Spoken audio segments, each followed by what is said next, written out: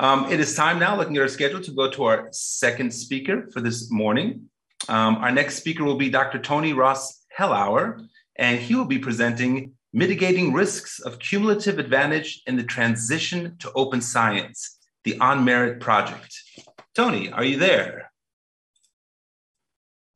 I think so. Can you hear me? Yes, I hear you and see you well. Where are you physically at? What city are you coming from? I'm in Graz in Austria. In Austria? Yeah. Okay, wonderful. And let me just ask, how is the weather in Graz? It's pretty grey today, unfortunately, but I'm inside talking to you, so that's okay. How are you doing? Okay, well, we hope to bring some sunshine to our subject for today, at least that. I'll give you a quick introduction, and then we can start with your presentation. Tony is leader of the Open and Reproducible Research Group at TU Graz and No Center. His research focuses on a range of issues related to open science evaluation, skills, policy, governance, monitoring, and infrastructure.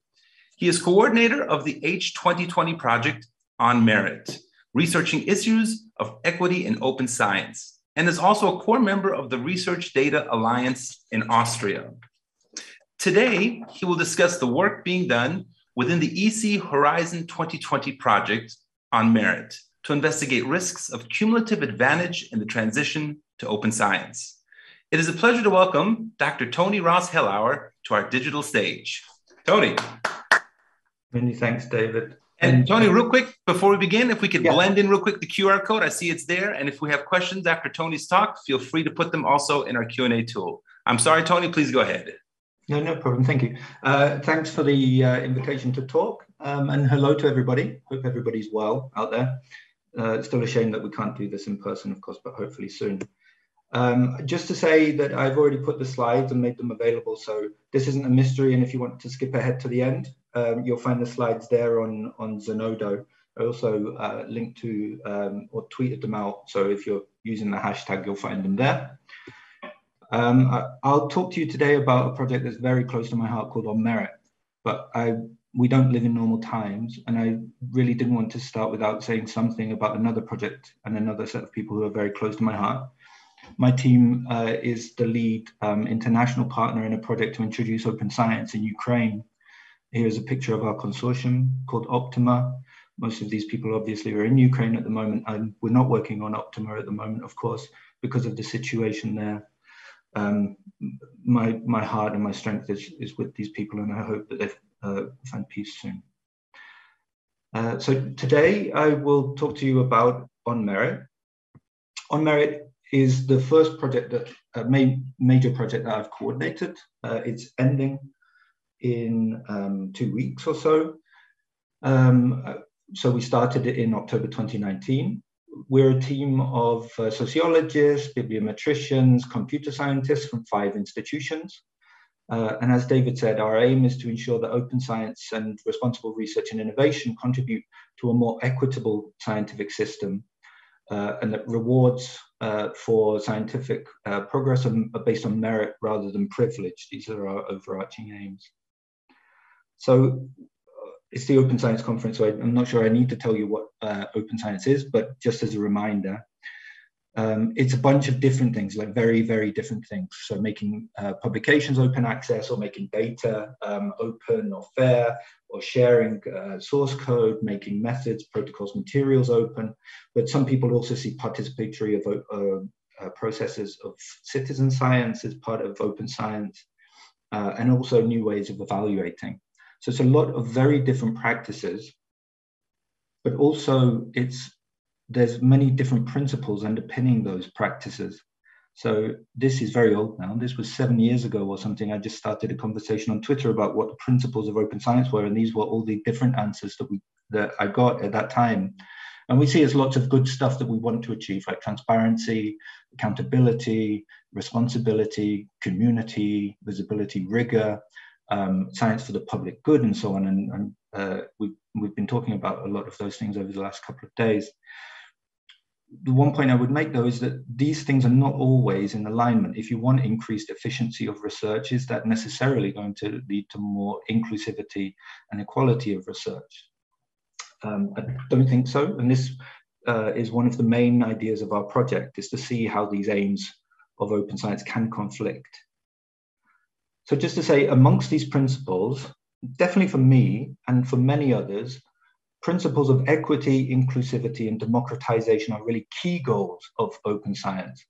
If we look back to the Budapest Open Access Initiative, which is 20 years ago now, and look to the utopian language that was there, they talked about laying the foundation for uniting humanity in a common intellectual conversation. They talked about sharing learning between the rich and the poor.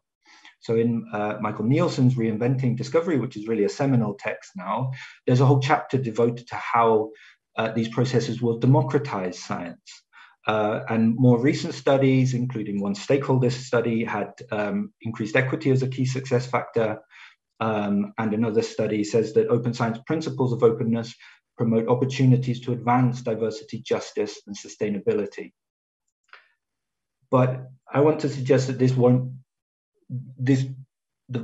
this link between open science and increased equity is not a necessity. And we have to work to make that happen if we believe that equity should be a fundamental principle of open science. And to kind of progress that argument, the first thing I want to say is there are lots of different agendas underpinning open science. So there are lots of different stakeholders, obviously, researchers from all disciplines and from all regions, very often with different interests. The funders have their own set of priorities, research institutions have, governments have, others like civil society organizations will have their own priorities for what's important from open science. And also, of course, the publishers. Many of us who came to open science maybe came also through open access, and we've seen ways that the traditional publishers have maybe first resisted and then co-opted the open science agenda. So how do these different agendas shape the outcomes of open science? It's a core question. And then the next thing to realize is that uptake of open science isn't cheap. It needs a lot of infrastructure and resources, a lot of training, a lot of support mechanisms within institutions, but also support at a political level to put these things into action. And of course, we know from the world that access to these advantages is not equally distributed. So to state the obvious, academia remains unequal. There are structural social inequalities that persist across regions and demographics.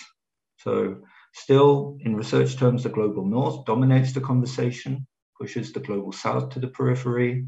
Even within those richer regions, this agenda of excellence, funding excellence, and what excellence looks like tends to breed cumulative advantage in funding for the already highest funded institutions.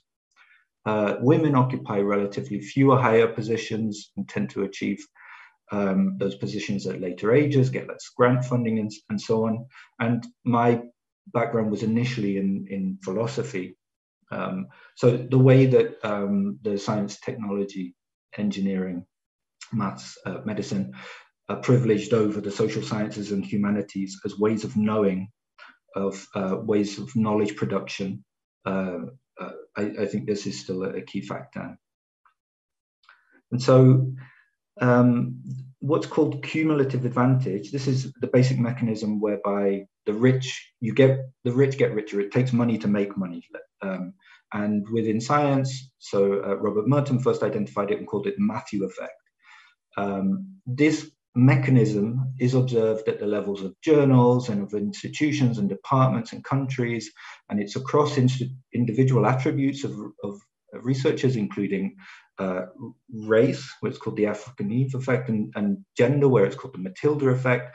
And it's all through a range of scientific activities. The rich get richer in terms of citations. If you're already a highly cited researcher, then all other things being equal, your article will get more citations than another person's.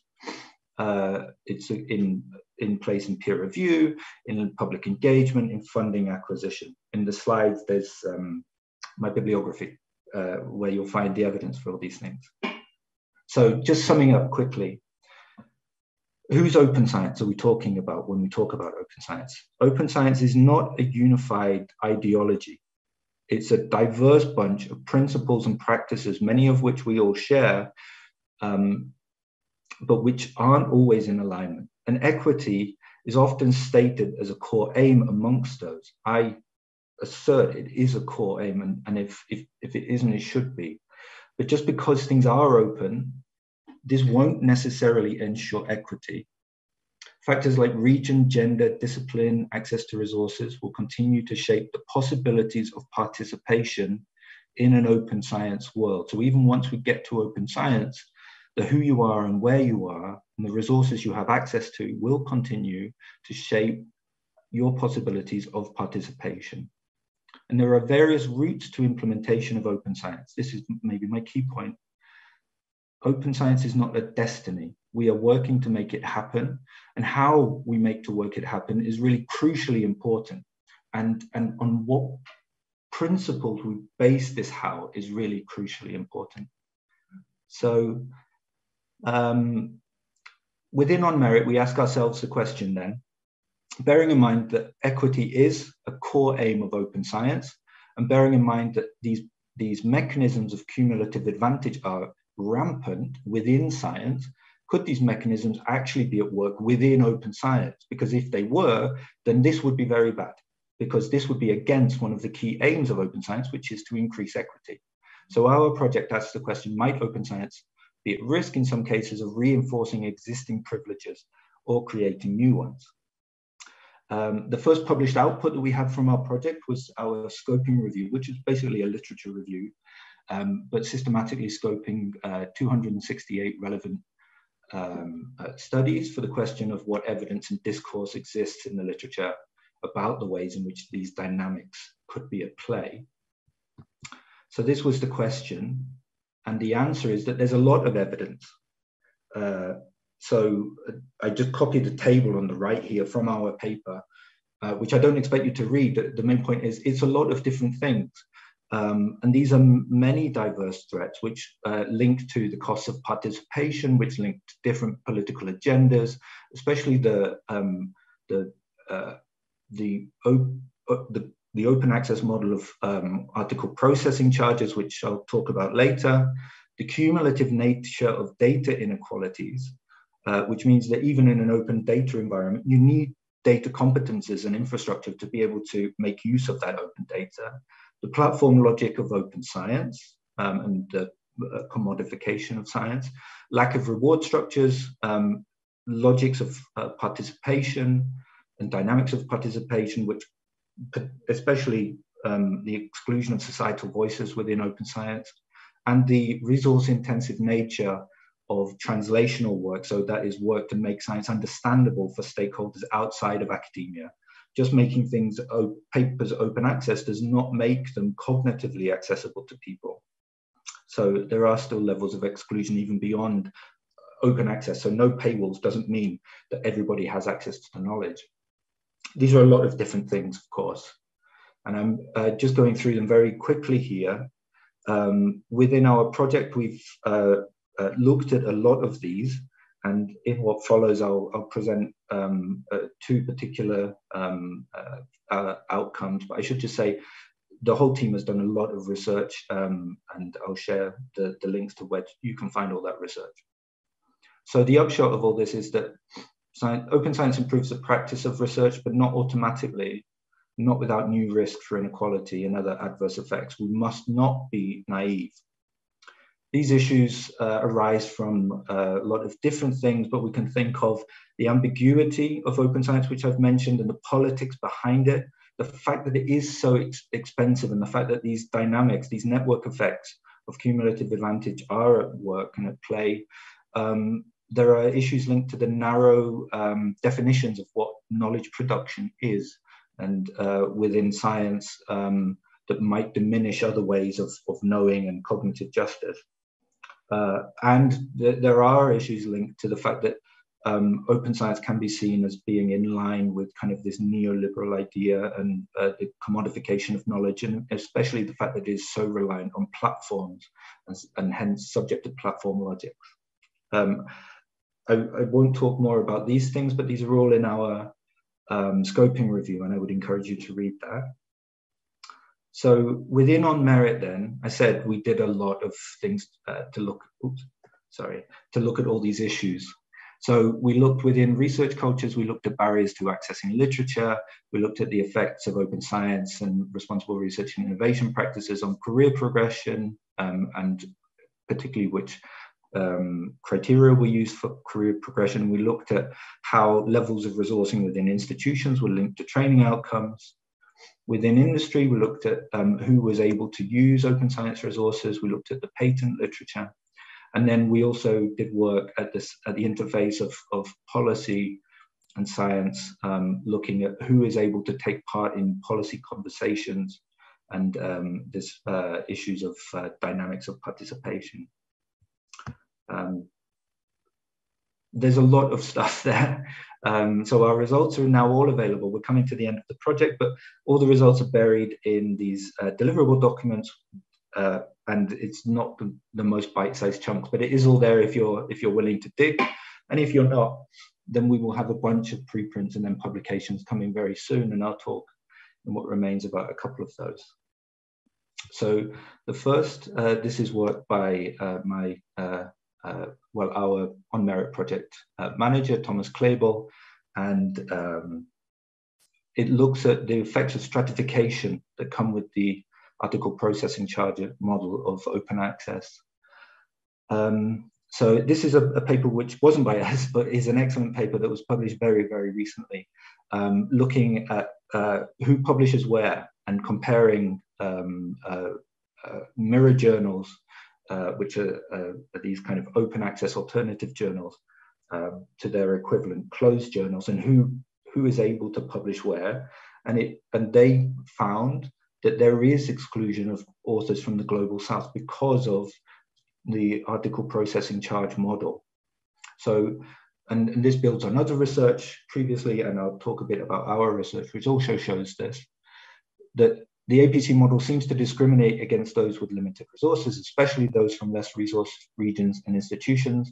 And these facts seem to be having effects of stratification in terms of who publishes where.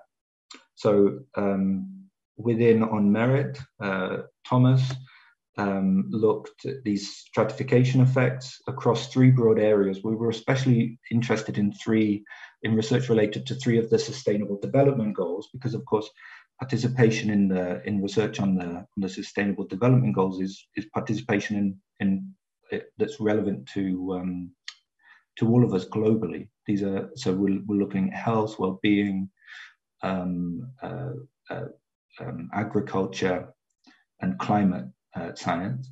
And then, so on the left of each of these are the more prestigious, or the less prestigious institutions. On the right is the more prestigious institutions, and you can see that the levels of APCs paid scales with the prestige of the institution. In terms of who's publishing open access, the richer institutions are publishing in journals with higher APCs. And this effect is getting worse over time in at least two of the Sustainable Development Goals that we looked at. So here, the way that one of the predominant models for introducing open access seems now to be having effects of who can publish where. And this means that, is there any a net increase in equity? Perhaps, but we've replaced the barrier to readership at one end of the publication pipeline with another barrier to authorship at the other end, and this is having effects of who's publishing where. So this is one issue. Another issue is reform of reward and recognition. So institutional processes for reward and recognition don't support the uptake of open and responsible research, and in fact often get in the way of them, disadvantaging especially early career researchers who want to do open science. So here, this is a preprint which we put online last week, where we looked at the promotion review and tenure criteria, the policies of 107 institutions in 7 different countries.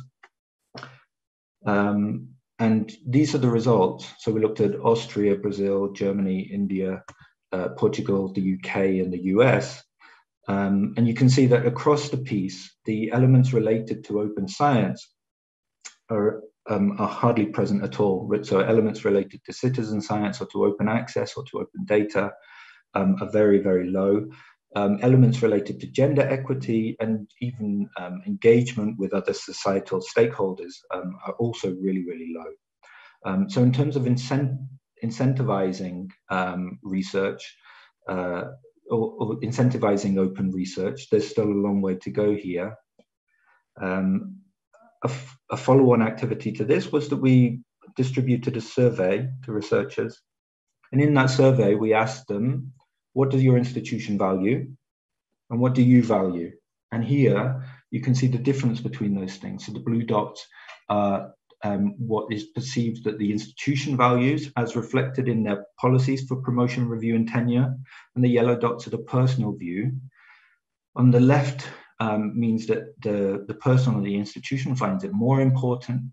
And the ordering, so higher, means that the difference that the researchers value this more than the institutions is higher. And you can see here that elements related to open science, there's a huge mismatch, but also other elements related to collegiality, mentoring, and leadership. There's a big mismatch between what researchers value and what institutions value. And at the bottom, you can see in the other way, what the institutions value a lot more than the researchers. And there it continues to be things like quantification in terms of funding or numbers of publications or publishing in high impact journals, which we know is a huge problem. So this shows that there's a huge amount of work to do. So our final activity in On-MERRIT, which is published next week, should be on Monday. Watch our website for details, is our recommendations. So in the final stage, we worked in a co-creative process. We used a modified Delphi process, which combined anonymous surveys of opinions with online consensus building meetings to work with a group of co-creators who were diverse experts from across the world, representing groups of funders, research institutions, or researchers.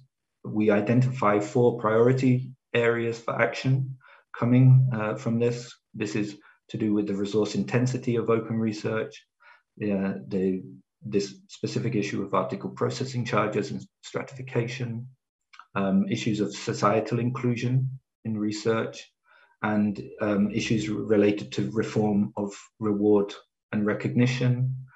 Our recommendations focus very heavily on the need for global conversation, for shared infrastructure. And in that respect, this afternoon, I think there's the presentation of the Unesco recommendations, and we've been delighted to see the development of these. We think that this is really a step in the right direction, but hopefully our recommendations next week add to this a little bit. I've just copied this. This is the final paragraph from our recommendations, because I want to make it clear I am an open science advocate. I believe in open science. I really think that open science is the right thing, but the way that we do open science is really, really crucial, and that we need to be a lot more attentive to the unintended consequences of the way of the policies that we implement for everybody, not only in Europe. So I won't read all this. Final thing to say, we have our final event. So if you're a fan of online conferences and sitting in Zoom meetings, then please do join us March the 22nd in the afternoon, European time. We've got some excellent keynotes, and it will be a great discussion of our final recommendations as well. So with that, I say thank you. And I hope I was on time. Please, David. Thank you, Tony. And you were absolutely on time. No problem whatsoever. Yeah, and thank you very much for a fascinating presentation I was reading through some of your slides just a moment ago, and especially the one you talked about, the mismatch between researcher and institutional values. I think that's an eye-opener on so many ways. And one or two people also asked about it. Tony had mentioned his slides already have been downloaded on Zenodo, and all of the slides for the entire conference will be in the next couple of days downloaded to Zenodo. So you'll be able to see all of that. But really a fantastic presentation and very interesting things we learned. We already have a few questions coming in. So if it's okay, I'm going to jump in there. A reminder, our last time before lunch, if you have questions, we have our QR code that you can do. Thank you, Malta. Vielen Dank. And of course, also in our Q&A tool. We have a few minutes before the lunch break, so I'll just go ahead and jump to our first question here. The first question, Tony, we have is, the person says, I would add linguistic Anglo-dominance to equality issues. I'd like to hear your opinion about that. Interesting point. Yeah, absolutely. Especially, so there are trends, like I know researchers in Indonesia, for example, who are encouraged to publish in English language journals. They even sometimes have a requirement that journals should be in Scopus. And this is, I mean, on the one hand, in terms of the global conversation, this is perhaps good, but it definitely, needing to publish in another language is a huge barrier. So I speak German, like I've been in Austria for 10 years now. I speak German, and I absolutely would not like to write an academic paper in German. Like I can imagine it would just make my whole process. So I can't, yes, absolutely. Especially the way that this deprioritizes and delegitimizes local journals, which might be the best place for some of this literature. And especially in disciplines where the language, I mean, language is always important, of course, but in the social sciences and especially in the humanities, the language is so important to the meaning that, yeah, absolutely. So I completely agree with the speaker. Great, thank you. Question. Sorry. Our next question coming in. I sometimes hear that open access discriminates those people who don't have the money. But it's not open access that discriminates them, but the very high APCs. How can we get rid of this misconception, maybe with diamond journals, question mark? Yes, yeah, absolutely. So I know there is always this misconception that open access means APC journals. And even when people talk about gold open access, very often they just assume it means APCs, although most of the gold open access journals in DOAJ don't have APCs. So yes, absolutely. And it is this very high fees, and these fees are really rising rapidly now. So as kind of Planus is really set in and the publishers are really kind of contemplating, okay, this might be the time when we have to move them, we're really seeing the ramping up. And so the normalization of 10,000 euros APCs via Nature and this kind of thing. And it will only get higher. And this does absolutely have these effects of stratification. I completely agree with the questioner that Diamond OA, these models, and so especially models of Open Library of Humanities, but there are many, many more. So consortial models of using the institutional funds in a common pool to fund scholar-led infrastructures for publishing is absolutely the way forward. I know, and I think one of your speakers spoke about it yesterday, there are real moves ahead, also funded by the European Commission to make this happen. I really welcome that and I look forward to it. Okay, thank you.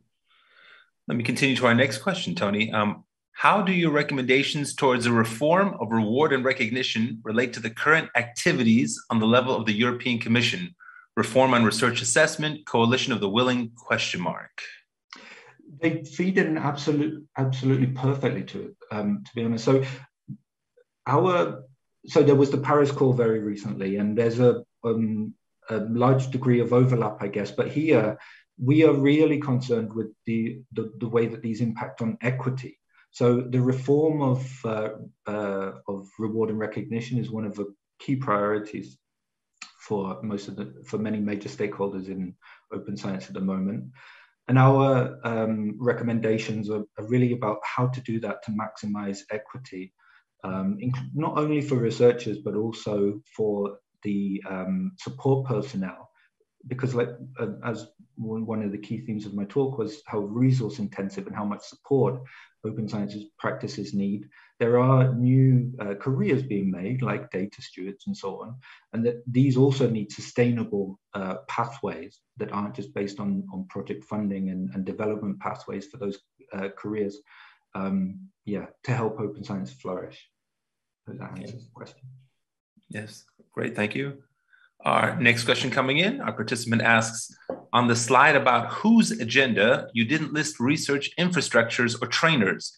Do you think these have, and it says here, agenda, I think agenda was the word too, the agenda too. Yeah. I mean, everybody has an agenda. I used to work for a research infrastructure. I used to work for Open Air. And I think, of course, everybody has their place in the system and is concerned maybe with finding a sustainable place in that system. The principles for open scholarly infrastructure that I've seen a lot of institutions signing up to about aligning missions and values with those agendas, I think are really, really key. And so just a wonderful contribution. It's great to see those being taken up so widely. Excellent. I'm looking at our time here. Yeah, we're 10 after 12. We have time for one last question, maybe a short answer.